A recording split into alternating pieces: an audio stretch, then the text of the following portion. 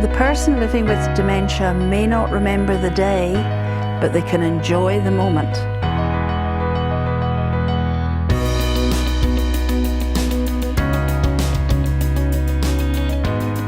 When a person receives a diagnosis of dementia, depending on which state or territory you might live in, you may have to notify the Roads and Maritime Services of your diagnosis. This doesn't mean you'll automatically lose your licence. It will vary from doctor to doctor, state to state, territory to territory. You just have to find out what the rules are that are going to affect you. The doctor may recommend an occupational therapist's driving assessment.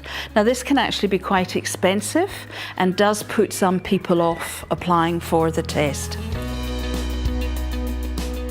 So it's important that you actually listen to your doctor and you listen to what's required in your state, because there can be consequences if you don't follow the rules.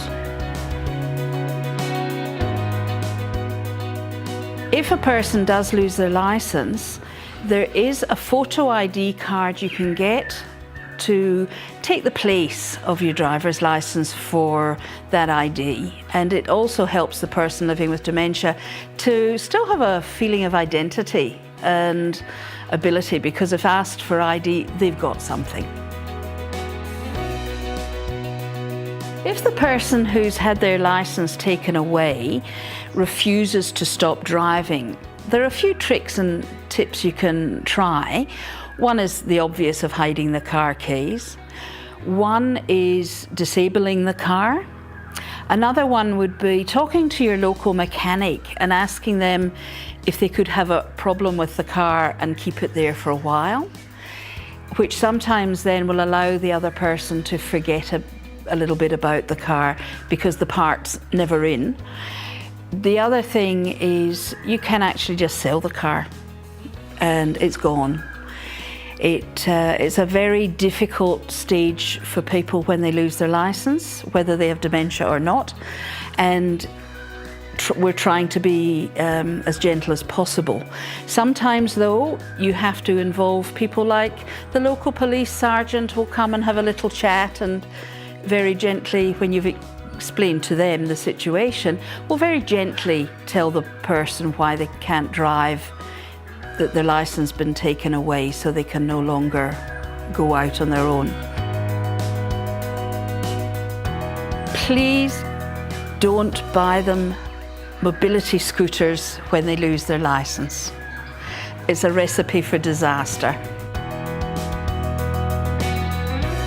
Depending on the person's level of insight and understanding of their diagnosis, you could appeal to their sense of right and wrong by pointing out that it's not safe for them to drive anymore, and how would they feel if they actually hurt someone or hit a child running across a road because their reflexes weren't fast enough.